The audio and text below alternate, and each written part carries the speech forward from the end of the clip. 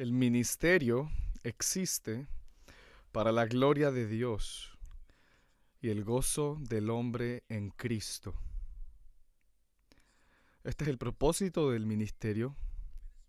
El propósito del ministerio es la alabanza. Tiene el propósito de hacer mucho, no del ministerio o de los hombres, pero el ministerio tiene el propósito de hacer mucho de Cristo. Ese es el propósito de su existencia. El ministerio no existe para el ministro. Existe para la promoción de Cristo, para la gloria de Dios y el gozo eterno del hombre. Este es el propósito del ministerio. Y es un asunto que comienza en la mente del ministro. El vivir y el trabajar del ministro, sus labores constantes deben estar enfocadas y centradas, preocupadas con este alto objetivo. Y por esa razón, hermanos, quiero hablarles esta mañana sobre la mente del ministro. Quiero hablarles del pensar en la majestad en el ministerio. Yo solía usar mi mente en un laboratorio científico, ocupado con física, la computación de redes y todo tipo de cosas. Pero ahora en el ministerio, cuanto más la escritura define mi pensamiento, tanto más vital se vuelve el uso de mi mente. Lo veo más claramente. Permítanme sugerirles, caballeros, por favor escuchen esto. La medida de su ministerio, su fidelidad, será finalmente medida por aquello en lo que piensan. Por aquello en lo que piensan. No estamos hablando de números, de popularidad, de alabanza. No estamos hablando de eso. Estamos hablando de tu uso consistente de la mente. Tu fidelidad al final del día va a ser un reflejo de lo que tú piensas. ¿Sabes a lo que me refiero cuando uso mente como verbo? Pensar, ¿verdad? Ya sabes cómo lo uso. En primer lugar, tensión. ¿Has estado alguna vez en Londres? ¿Has estado alguna vez en el metro? Y cada vez que abren las puertas, piensa en la ranura, piensa en la ranura. Cuidado con la ranura, ¿verdad? Piensa en la ranura. ¿Qué significa eso? Presta atención a esto. Esa es la primera forma en que estoy usando el pensar. La segunda forma en que estoy usando el pensar es la idea de preocupación. ¿Qué es lo que piensas y lo que se te aferra a tu corazón? Sabes, la mente, el alma es todo un complejo espiritual interno. Es el hombre interior, eres tú por dentro. ¿Qué es lo que te preocupa? Y la tercera forma en que estoy usando el sentido verbal de pensar es realmente esta idea de obediencia. Cada padre lo entiende. Piensa. Será mejor que pienses en mí, ¿verdad? Así que tenemos el uso de pensar en algo que es la idea desde la atención a la preocupación hasta la obediencia. Realmente encaja muy bien en este trío, el intelecto, los afectos y la voluntad. Esto es central, hermanos, para el ministerio. Tu mente, lo que piensas. Y quiero pedirles ahora que miren conmigo Romanos 12 para que tengamos una imagen. Y piensa en esto, tú sabes que Romanos 12 está escrito para todos los creyentes. Pero si piensas como un ministro, si esto es verdad para el miembro de la iglesia, ¿cuánto más para el ministro? Si estos principios son verdaderos para el miembro, ¿cuánto más para el ministro? Así que con eso en mente quiero llevarnos a ver las tres prioridades. Vamos a tomar este texto y vamos a aplicarlo a la mente del ministro. Y quiero invitarlos a ver tres prioridades de la mente del ministro para promover a Cristo para la gloria de Dios y el gozo del hombre. Las tres son simples, las expondré, las recorreremos una por una. La mayor parte probablemente estará en la primera. La primera es que la mente del ministro debe estar dedicada a la adoración. Número 2, la mente del ministro debe ser disciplinada en su pensamiento. Número 3, la mente del ministro debe ser intencional en su humildad. dedicado en adoración, disciplinado en pensamiento e intencional en su humildad. Vamos a verlas una a la vez. Dedicada a la adoración. Lo que quiero que hagan es que entiendan que al llegar a Romanos 12, justo antes del final de Romanos 11, específicamente el versículo 32, quiero que pensemos en lo que está sucediendo en el libro de Romanos. Lo que vemos aquí es que Pablo ha estado desplegando el Evangelio de Dios desde este libro tan grandioso y magistral. Y en los capítulos 1 al 3, ¿qué ha hecho Pablo? Nos ha mostrado que todos, en todas partes, sin excepción, son real y radicalmente corruptos y culpables. Todos. No hay ninguno justo, no, ninguno. Esa es su declaración proposicional al principio. En el capítulo 3, versículo 20 en adelante, comienza a mostrarnos hasta el capítulo 5, nos muestra que, pero hay esperanza, hay redención, hay salvación. Y eso solo por gracia, solo por medio de la fe, solo en Cristo.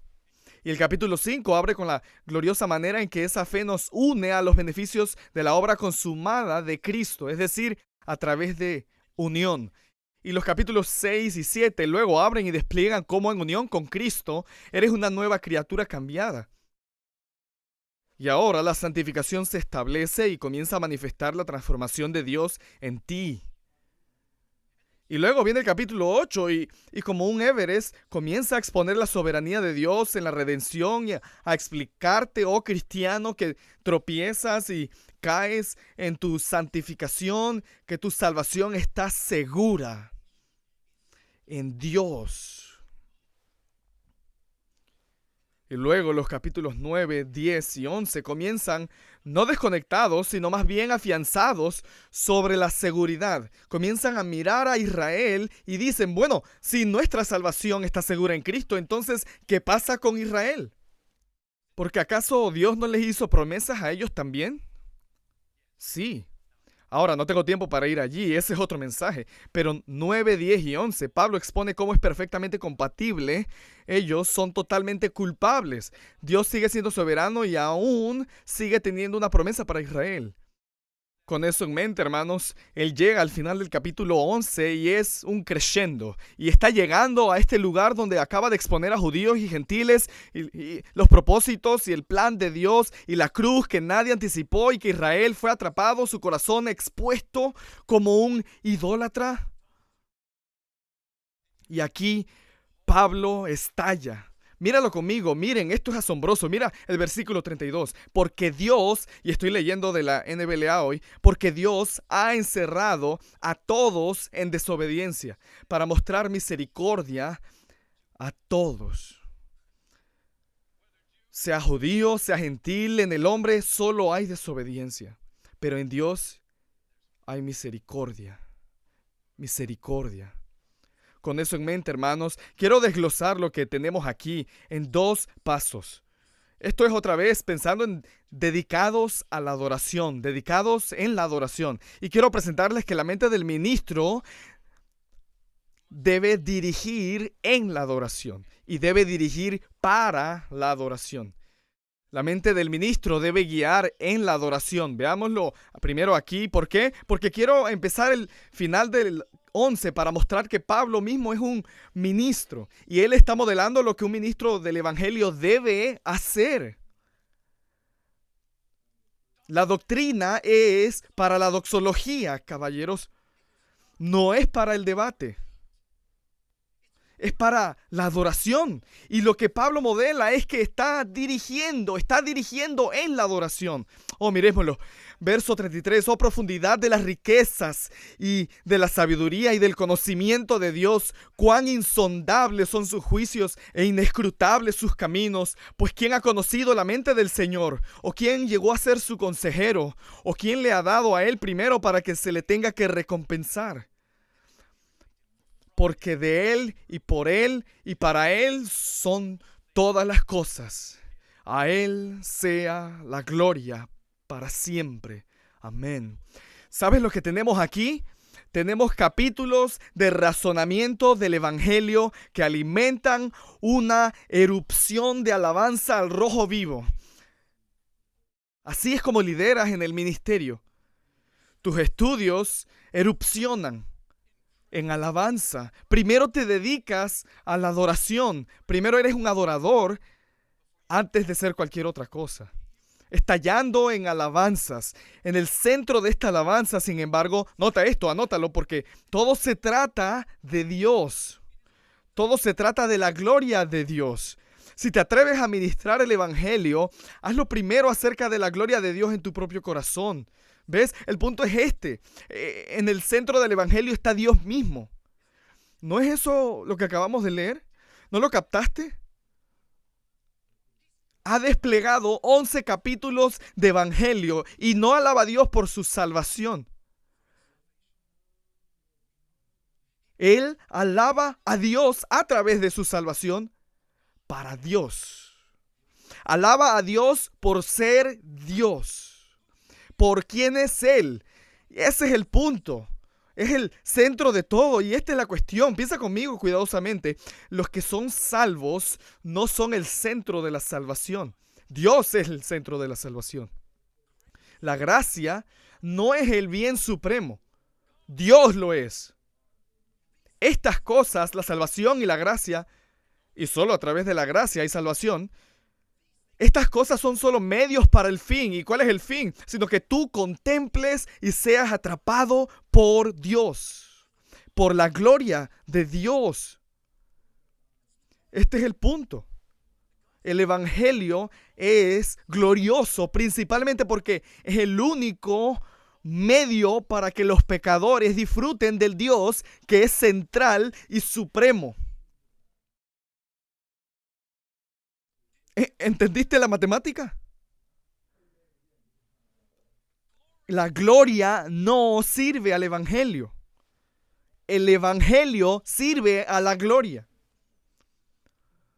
La gloria es lo supremo. Es la razón por la que eres salvo. ¿Le mostrarás eso a tu gente en el ministerio? Ayúdales a ver que a través de la salvación, este es el objetivo de que estés dedicado al Dios que es supremo. Eres devoto en adoración. Tienes que dirigir en eso, ¿sabes? Pensemos en la gran ecuación. ¿Cuál es el gran problema en Romanos? La separación de Dios. ¿Por qué? Porque por causa del pecado. Por causa del pecado. ¿Qué hace el pecado? Bueno, el pecado vandaliza la gloria de Dios. El pecado vandaliza la gloria de Dios. Entonces, ¿para qué es la misión de rescate? Para restaurar la gloria de Dios.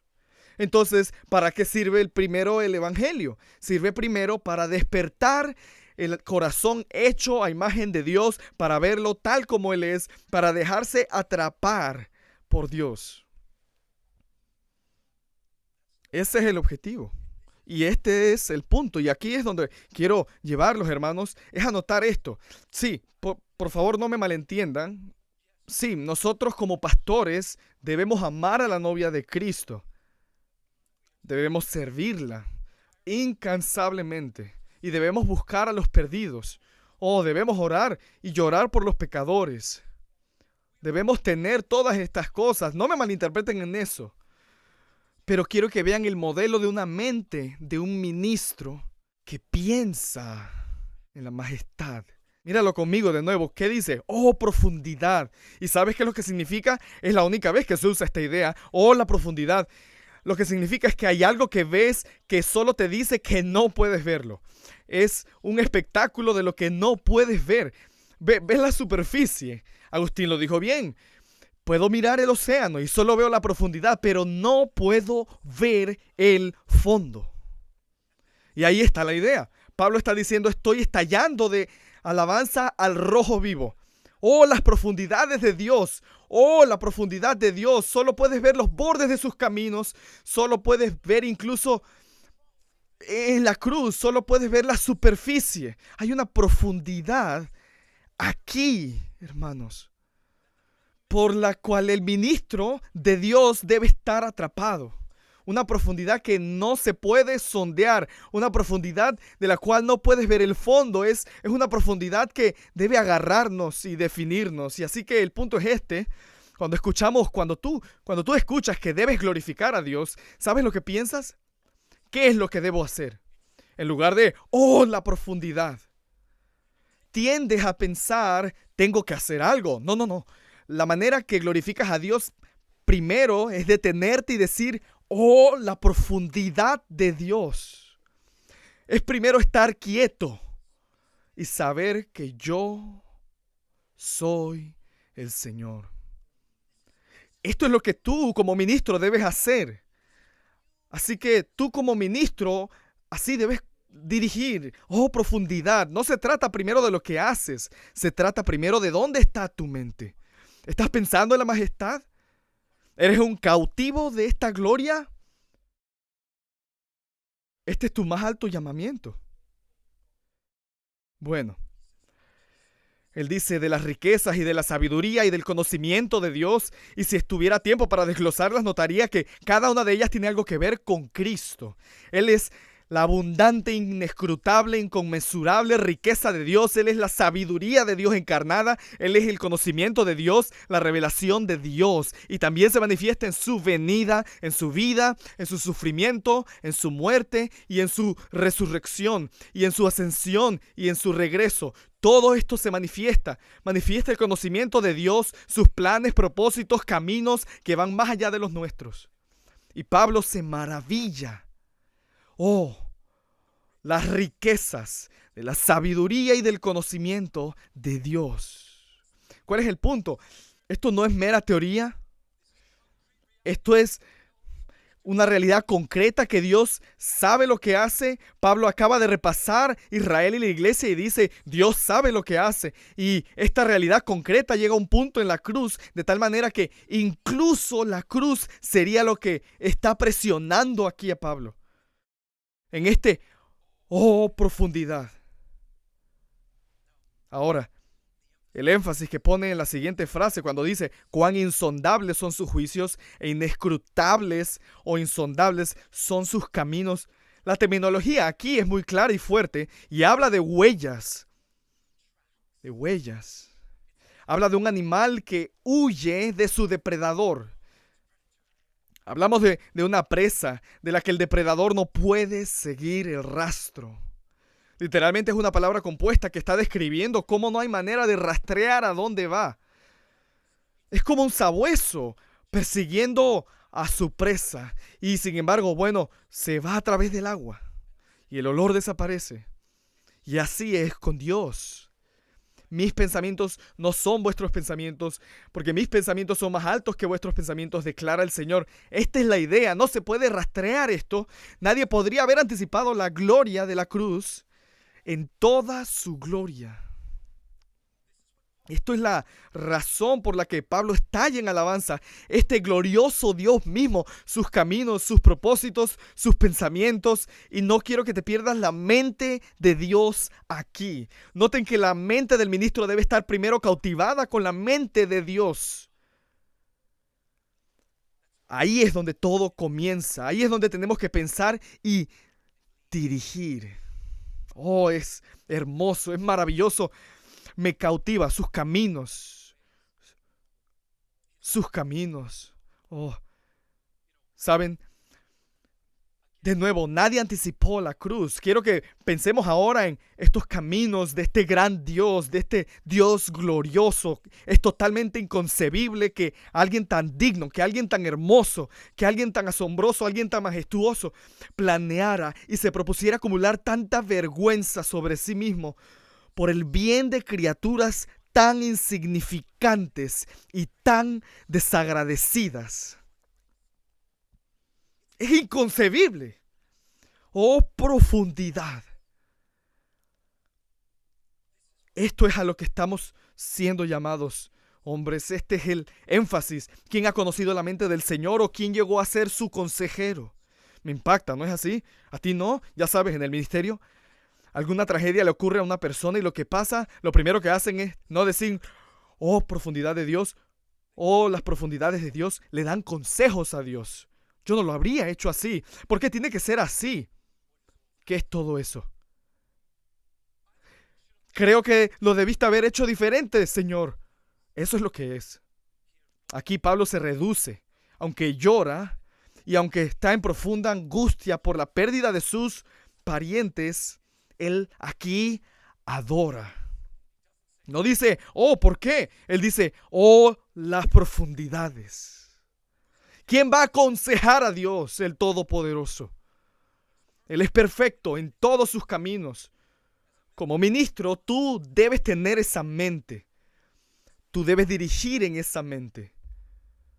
Esto está claramente expuesto ante nosotros. Fíjate lo que dice después, que dice en el versículo 35, lo siento, versículo 36, ahora, porque de Él, por Él y para Él son todas las cosas, a Él sea la gloria para siempre, amén. ¿Qué es lo que está haciendo allí?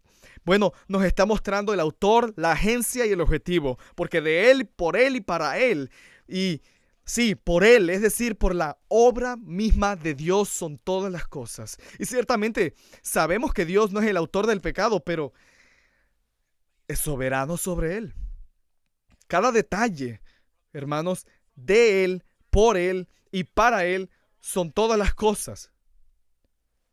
A Él sea la gloria por siempre. Amén. Así es como la mente del ministro dirige en cada detalle de tu ministerio, en cada detalle de tu matrimonio, en cada detalle de tu vida. Debes guiar en la adoración. ¿Sabes? Estoy tan agradecido. A Él sea la gloria, dice. La gran celebración aquí no es primero la gracia, es gloria. ¿Por qué? Yo sugeriría esto, que Dios se complace más en su gloria que nosotros en su gracia. Y eso significa que mi salvación es más segura. Porque Él está motivado por un propósito más alto. Y eso debería hacernos decir, amén. Gloria es la palabra final, hermanos. Es la conclusión. Será la palabra conclusiva de tu ministerio. La gloria de Dios. ¿Pensará tu mente en la majestad? ¿Será esa la forma en que diriges? Ese es el punto que creo que Pablo está mostrando. Él nos está modelando aquí mismo una intensa pasión en el ministerio, que el ministerio sea esto, que tú ministres para que los redimidos vean, que la causa y el propósito de su redención es glorificar a Dios y disfrutar de Él. Así que no pases por alto la gloria de Dios. Me temo que lo hacemos. Me temo que tal vez algunos de ustedes en esta sala ahora mismo, en la agonía de este semestre, recuerdo estar aquí sentado, recuerdo la tensión. Tal vez ustedes den por sentada y pasan por alto la gloria de Dios, lo hacen por esto. Bueno, aquí hay algo para que piensen. Puede que ahora mismo el sol no te importe. ¿Y por qué? Porque está a 93 millones de millas de distancia y se interpone por algún tipo de impedancia, a saber, esta fuerza hidrológica de, ya sabes, capa marina encima de nosotros, pero de todos modos, eso es otra cosa. Pero este es el punto. Debido a que está tan lejos, no te importa mucho.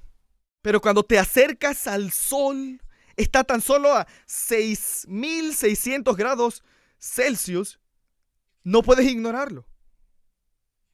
Si el ministro está cerca del Hijo de Dios, no puedes ignorar su gloria.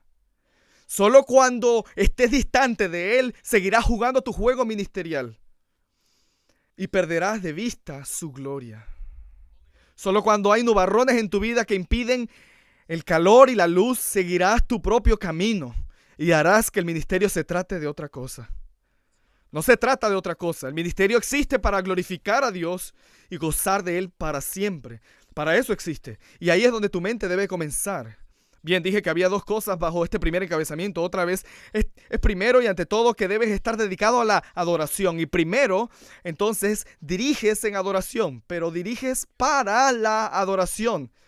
Caballeros, ustedes son primeramente líderes de adoración y eso es lo que hace aquí Pablo, ¿verdad? Él hace esto que en el capítulo 12, versículo 1, por lo tanto, hermanos, les ruego. Él acaba de modelar, lidera la adoración y ahora los llama a adorar. ¿Cómo lo hace? Les ruego por las misericordias de Dios. Es solo a través de esta gracia de Dios que tú puedes que presenten sus cuerpos como sacrificio vivo y santo, esa es una buena traducción, aceptable a Dios, que es el culto racional de ustedes.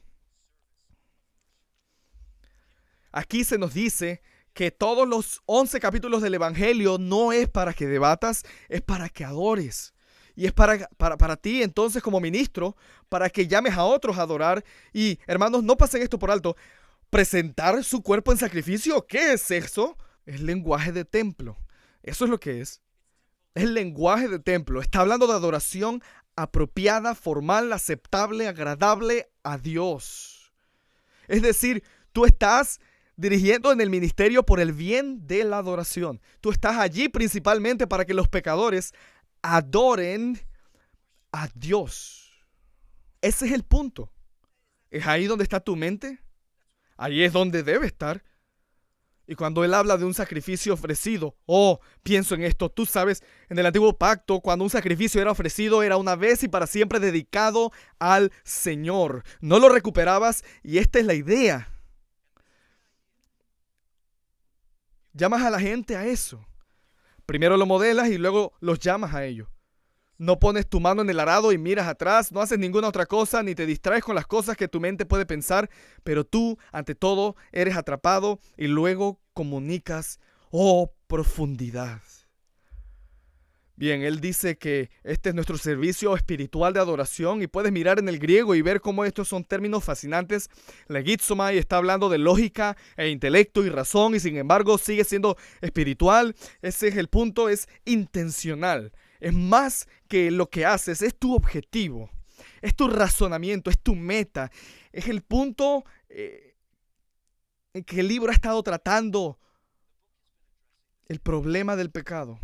Y justo aquí, dice, aquí está la resolución. El Evangelio es la solución que trae resolución al problema del pecado y la resolución es que adores a Dios correctamente. Él es digno. Y ese es el punto. Así que la mente del ministro es una que debe trabajar para mostrar el valor de Dios. ¿Eso no es la adoración acaso? Antiguo término inglés, worship, mostrar el valor de Dios. Así que la mente del ministro debe trabajar para mostrar el valor de Dios. Dirige en la adoración y dirige para la adoración. Número 2, me apresuro a lo que Pablo hace por nosotros a continuación. Nos muestra que no solo debemos ser dedicados en la adoración, sino que debemos ser disciplinados en el pensamiento. Miren el versículo 2, ¿qué nos dice? Y no se adapten a este mundo, sino transfórmense mediante la renovación de su mente para que verifiquen cuál es la voluntad de Dios, lo que es bueno y aceptable y perfecto. Y me encanta esto porque ahora ves dos voluntades, ¿no? ¿Ves las dos voluntades? La primera voluntad es claramente la voluntad del mundo y la voluntad segunda es la voluntad del digno. Esta es la voluntad del mundo y la voluntad del digno. Y si estás dedicado a la adoración, lo siguiente que debes hacer es ser disciplinado en el pensamiento, porque hay dos cosas aquí. Hay dos voluntades que tu mente puede seguir. Tu mente puede seguir la voluntad del mundo y eso significa su manera de pensar. O tu mente puede buscar y perseguir y trabajar, vivir y morir por la voluntad de Dios. Aprobándola siempre, dokimazo, mostrando, probando su calidad, su autenticidad, su genuinidad, su sustancia, que es buena y perfecta. Este es el impulso en el que debemos pensar, disciplinar nuestra mente con este fin. Primero, fíjate en la voluntad del mundo, no se adapten a ella. Entonces, de lo que no estoy hablando, porque de lo que Pablo no está hablando aquí, es del conocimiento del ministro. Hermanos, el diablo sabe más que ustedes. No estoy impresionado con lo mucho que saben ustedes. Es lo que piensan. ¿Qué es lo que piensas? ¿En qué te concentras? ¿Qué te atrae?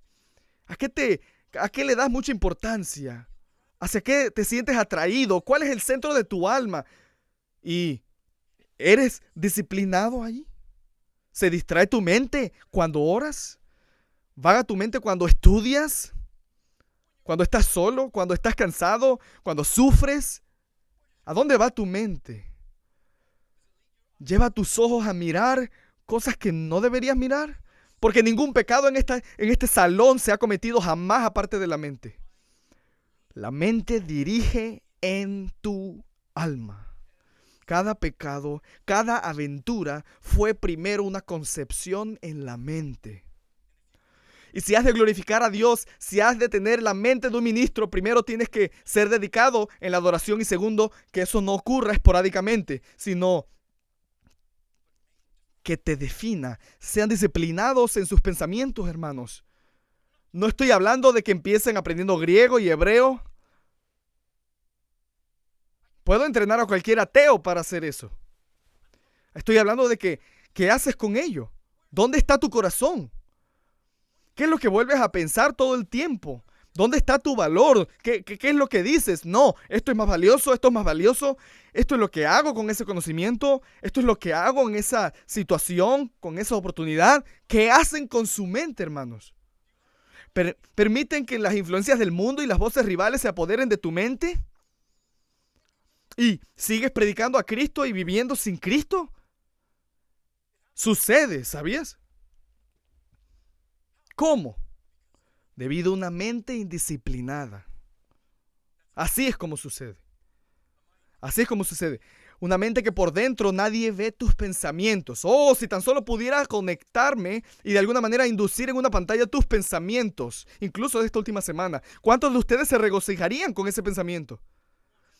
¿Quieren que todos vean lo que piensan? Escúchenme, dejen aclarar esto. Muéstrame la mente de un hombre y te mostraré al hombre. Así que recuerden, mientras están en el seminario, mientras están estudiando, mientras se preparan, mientras están siendo entrenados y disciplinados, recuerden, la mente del ministro tiene que ser disciplinado. Tienes que tomar cada pensamiento cautivo, tienes que prepararte para la batalla. No puedes relajarte al respecto. Esto no es un juego. Porque no se trata de ti. Se trata del nombre de Cristo. Se trata de su gloria. ¿Lo sostienes o no en tu mente? Creo que eso es tan importante, tan apasionante, tan indispensable para el ministerio. ¿Qué hay de la voluntad del digno? Bueno, míralo. ¿Qué es lo que dice? Él contrasta no la manera del mundo, no se adapten como siendo martillados sobre alguna otra imagen, sino que por dentro te transformes, es la idea de que el interior se haga nuevo, que todo el escenario exterior cambie desde un poder interior. Tu ministerio en el exterior, fuera, hermano, solo debe ser el fruto de la raíz interna. Debería ser el efecto de Dios obrando en ti, en tu mente. Y creo que aquí hay algo más que un frío uso intelectual de la mente, porque creo que lo que sucede aquí es que hay un rechazo de una fuente y un regocijo en otra fuente. Hay un rechazo del mundo en su forma de pensar y hay un regocijo en Dios y su manera de pensar. Por eso aprobarías las cosas que son excelentes. Por eso aprobarías su voluntad. Eso es pensar en la majestad. Pensar en la majestad de Dios como una disciplina constante. Él habla acerca de esta idea de ser transformado. El cambio real y duradero ocurre en lo profundo, donde amas, no en lo de afuera, no en lo que aprendes, sino en lo que amas, donde amas. Y la mente del ministro debe estar amando a Cristo cada día, disciplinado cada hora y cada momento. Y habla de esto, renovando, lo describe una y otra vez. Hermanos, permítanme dejar esto abundantemente claro si no lo ven. Hay una suposición peligrosa quizá en todas nuestras mentes y es esta: una mente regenerada es una mente piadosa. Falso. Una mente regenerada es capaz de ser una mente piadosa, por supuesto. Pero por ser regenerada no significa que seas automáticamente piadoso. Tienes que disciplinar tu mente, tienes que dirigir tus pensamientos, tienes que buscar intencional y deliberadamente pensamientos que honren y sean dignos de Dios. Saben, algunos de ustedes pecarán y caerán en el pecado, en el ministerio, después en el seminario y fuera del seminario, en el ministerio, y dirán, bueno, lo intenté, pero no se entrenaron. Cada uno de ustedes tienen buenas intenciones si están aquí y buscan esto para la gloria de Dios. Buenas intenciones. No significa que estés entrenado, no significa que tu mente esté preparada y estés listo para la carrera y la batalla. No has entrenado. Intenta ir. Escucha, cada vez que alguien gana una medalla de oro en los Juegos Olímpicos, se necesitan dos cosas. La primera es que se necesita talento, un don de Dios. Si no tienes la estructura o los músculos para correr la carrera en las Olimpiadas y ganar el oro, no me importa cuánto entrenes, no lo conseguirás. Pero sabes, si tienes todo eso y no entrenas, no ganarás. No solo tienes que tener un corazón regenerado, tienes que entrenar. Los medallistas de oro son solo aquellos que tienen tanto el don como la disciplina. Tienen que disciplinar su mente, hermanos. Esto es una y otra vez en las escrituras evidente. Charles Bridges, el puritano, escribiendo acerca del ministerio cristiano, dice esto: qué poco la gran parte de gente piensa que son responsables por sus pensamientos. Cuán poco piensan los estudiantes de seminario que son responsables de dónde va su mente. Pero los pensamientos son los principios producentes del pecado. Dice, Martín Lutero lo describió brillantemente. Dijo, escucha, no puedes evitar que las gaviotas vuelen sobre ti. Hay cosas que vendrán a tu mente. No puedes controlarlo. Pero lo que dijo fue, puedes evitar que hagan un nido en tu cabeza. Eso tienes que hacerlo. Y debes hacerlo entrenando. Piénsalo así, piénsalo como una defensa personal. Nadie busca entrenamiento de defensa personal cuando está siendo atacado. Es demasiado tarde. Y eso es lo que el enemigo está buscando. Un hombre que clama ser de Cristo, un hombre que es visible ante el mundo, que mira y no está entrenando. Oh, verás. Ahora, debes tomar el entrenamiento laborioso que consume tiempo, entrenamiento sacrificado. Cada pensamiento tú debes llevarlo en la práctica, a la obediencia, a la cautividad, a Cristo. Debes vigilar tu corazón con toda vigilancia porque de él fluyen las fuentes de la vida. Debes poner tu mente no en las cosas de la tierra, sino en las cosas de arriba, donde Cristo está sentado. Debes guardar tu mente. Y eso requiere trabajo y constancia. Y ese es el punto. Sean renovados en su mente. Tienen que hacer eso, hombres. Tienen que hacer eso. Es el entrenamiento para la defensa personal, porque yo diría aún más, es para la defensa de la gloria de Dios. Y permítanme darles otra ilustración, es como el lenguaje. Algunos de ustedes hablan más de un idioma, pero déjenme decirles, cuanto más viejos te haces en la vida, más difícil es aprender otro idioma. Pero señalemos esto, una vida de pensamiento disciplinado es como aprender un idioma. No se aprende de la noche a la mañana. Tienes que estar inmerso en él. Tienes que usarlo constantemente. ¿Verdad? Y así es con tus pensamientos. Tienes que estar inmerso en las Escrituras. La mente de Dios revelada. Y tienes que ser constante para traer tus pensamientos de vuelta a ella. Volver a la Escritura, volver a ella de vuelta. ¿Este pensamiento honra a Dios más que este otro? ¿Es mi corazón siendo atraído hacia aquí? ¿Está siendo atraído por la voluntad del mundo o está siendo atraído por la voluntad de Dios? Estoy probando todo. ¿Esto es donde mi mente quiere estar? ¿Soy disciplinado en mis pensamientos? Porque la mente de un ministro tiene que serlo. Debe serlo. Debe estar pensando en la majestad, no en tu ministerio, no a ti mismo, no a los hombres. Piensa en la majestad. Hazlo sobre Dios. Tu mente, como ves, existe para su gloria y detrás de toda forma errónea de vivir hay un pensar equivocado. Así que esto es primordial. Promover a Cristo es tu llamado. Tu mente existe para glorificar a Dios. Veamos eso y entendamos. Porque algunos de ustedes estarán demasiado ocupados, algunos de ustedes estarán demasiado distraídos, algunos estarán demasiado atrapados en el ministerio como para permanecer ininterrumpidos y sin prisa en el asombro de la grandeza, pensando en la majestad. Pero la primera prioridad de tu mente es solo esta. Solo esta. Hoy mismo, desarrolla el hábito, disciplina tu mente en todos tus estudios, en todo tu trabajo, en todas tus relaciones, en la crianza de tus hijos. Piensa en la majestad.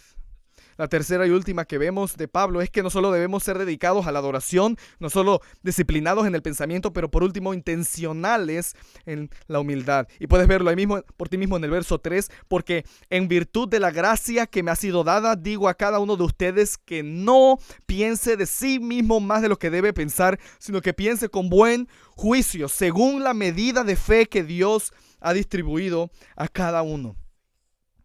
Hermanos, el orgullo solo puede existir en la ausencia de Dios. Entonces, ¿dónde está tu mente? Tú eres un centavo y Dios es el sol. El sol tiene literalmente 1.000.000 de millas de diámetro y el centavo solo poco más de media pulgada. Y este es el punto. Dependiendo de dónde está tu mente.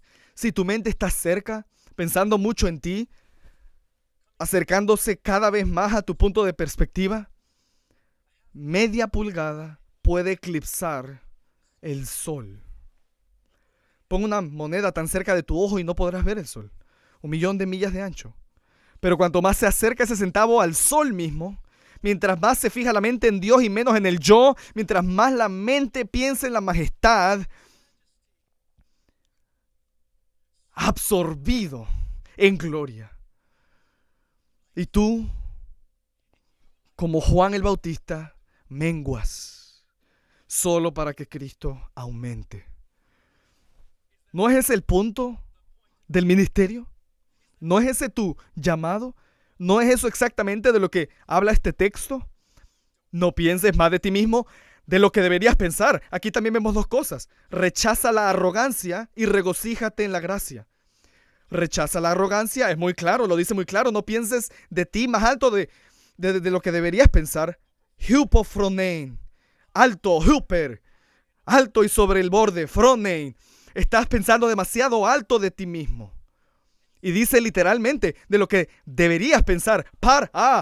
De fronein, más alto de lo que deberías pensar. Tu mente va a donde no se le permite ir.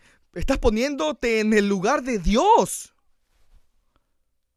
Venerándote a ti mismo, pensando que el ministerio se trata de alabanza para mí. Predico para que la gente me elogie. No. Nunca lo diríamos.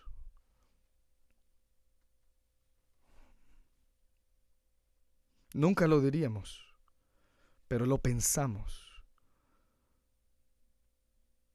Me acabo de arrepentir de eso justo aquí. Voy a este maravilloso seminario. ¿Se trata de lo que la gente piensa de mí o se trata de lo que piensan del Dios al que predico? Oh, que mi nombre perezca y que Cristo sea conocido en este lugar. Y donde quiera que prediques, ¿sería lo mismo para ti? ¿Sabes? El ministerio existe para hacer mucho, no del ministro, no del ministerio. Existe para hacer mucho de Cristo y comienza allí, dedicado a la adoración, disciplinado en el pensamiento y finalmente, de nuevo, permítame ilustrarlo una vez más, intencional en humildad. El ego es la amenaza maliciosa de la mente, ¿no? ¿No es así? Ego. Bueno, regocíjate en la gracia, no solo rechazar la arrogancia, sino regocíjate en la gracia. Vamos a terminar aquí. Él dice eso, sino, es decir, tú tienes que ver eso, en vez de hacer eso deberías, en lugar de eso deberías pensar de una manera diferente. Tienes que pensar de tal manera que tengas un pensar saludable, o podrías decir un pensamiento sobrio, sophronein, pensamiento sobrio. ¿Sabes cuál es el punto?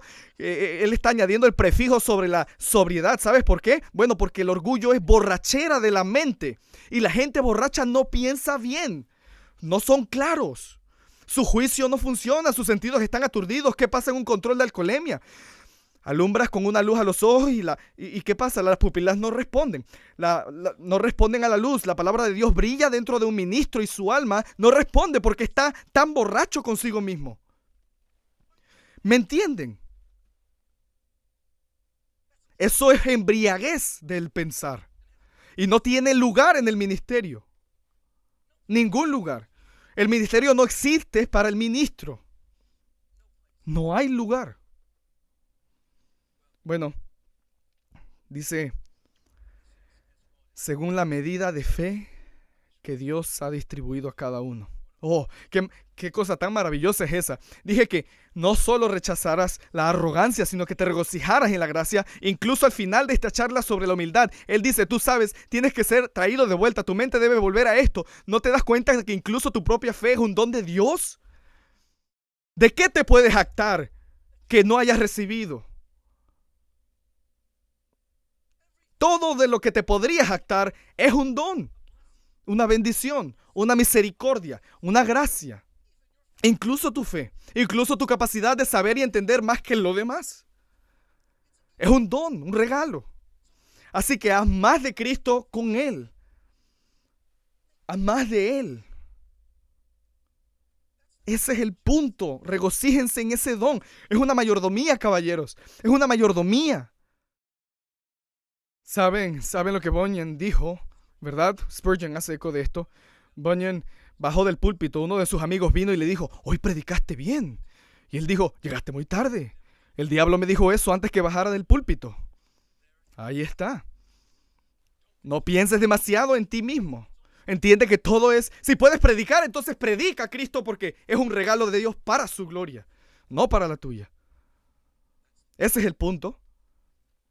Sí, Richard Baxter nos corta cuando dice, Dios que expulsó a un ángel orgulloso no soportará a un predicador orgulloso. Acaben con su orgullo, caballeros. Terminen con él. Su ministerio magnifica algo. ¿Qué magnificará su ministerio? Eso es lo que hacemos. Para eso es el púlpito. ¿Para magnificar qué? Para magnificar a Dios. Te pregunto, ¿piensas mucho de ti mismo? ¿Te comparas a menudo con los demás? ¿Tiendes a considerar todo en relación contigo? ¿O consideras todo en relación con Dios? Tengo que terminar. Permítame darles 2 citas. J.C. Ryle, el ministro verdaderamente llamado por Dios, será profundamente sensible a la majestad del maestro y a su propia debilidad, y no verá en sí mismo más que indignidad. Amén y amén. Y una última cita que les doy después de darles este pequeño retrato. Imagínense esto. Ruego a Dios que grabe esto en su mente y que nunca lo olviden en las décadas venideras. Ustedes, hermanos, que van a estar en el ministerio, ustedes son asnos. Imagínense en Mateo 21, tú eres el asno seleccionado para que Cristo cabalgara en la ciudad. Y la multitud está alabando. Imagina que ese asno pensara, soy un tipo muy especial. Mira toda esta alabanza. No. Hermanos, ustedes existen para enaltecer a Cristo. Existen para ponerlo en alto. Ustedes existen para que toda la alabanza venga a Él. Eres un pollino humilde, llevando majestad. Pero piensas intencionalmente de esa manera. No pienses que simplemente caerá en tu regazo. Tienes que ser intencional. Concluyo entonces con esto. Charles Bridges una vez más nos corta muy bien. ¿Saben? Porque hubo un tiempo en que un graduado del seminario llegaba a una iglesia y decía, oh Dios, no sé si tengo lo que se necesita para sacrificarme. y servir a tu iglesia. Hoy, los estudiantes del seminario van y dicen, no sé si la iglesia tiene lo que se necesita para sacrificarse y servir a mis necesidades. No debería ser así. Escuchen a Bridges y oraremos.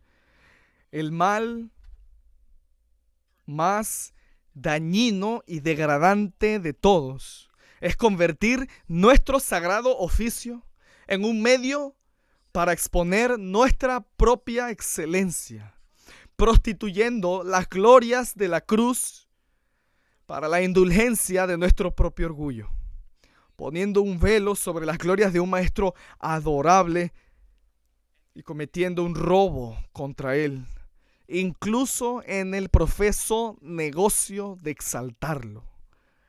Esto es perder de vista el gran objetivo del ministerio, alabándonos a nosotros mismos por el elogio de nuestra gente en vez de a nuestro maestro. Hermanos, el ministerio existe para promover a Cristo, para la gloria de Dios y el gozo del hombre. Ahí es donde tu mente debe estar, pensando en la majestad, dedicados en la adoración, disciplinados en el pensamiento, intencionales en la humildad. Vamos a orar. Padre Celestial, te doy gracias por el gran privilegio de predicar a Cristo. Y te agradezco, Padre, por este momento especial que tenemos para mirar en tu palabra. Qué maravilloso, hermoso y glorioso Dios eres. Gracias por condescender a revelarte a nosotros de manera tan profunda. Que salgamos impactados por tu palabra y para tu gloria. En Cristo oramos. Amén.